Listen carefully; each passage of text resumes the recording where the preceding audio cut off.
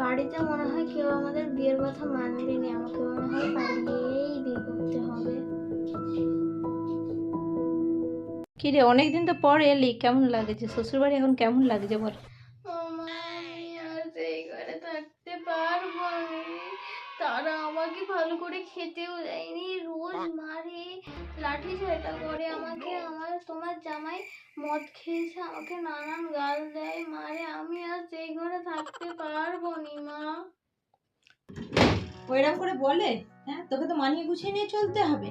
ওদের সঙ্গে তুই তো সংসার করতে হবে। তুই তো নিজে পছন্দ করে বিয়ে করছিস, আমাদের কথা তো শুনিস। তাহলে এখন তো তোকে ওদের সঙ্গেই থাকতে হবে, সবকিছু নিজেকে নিয়ে মানিয়ে চলতে হয়, বুঝেছিস তো?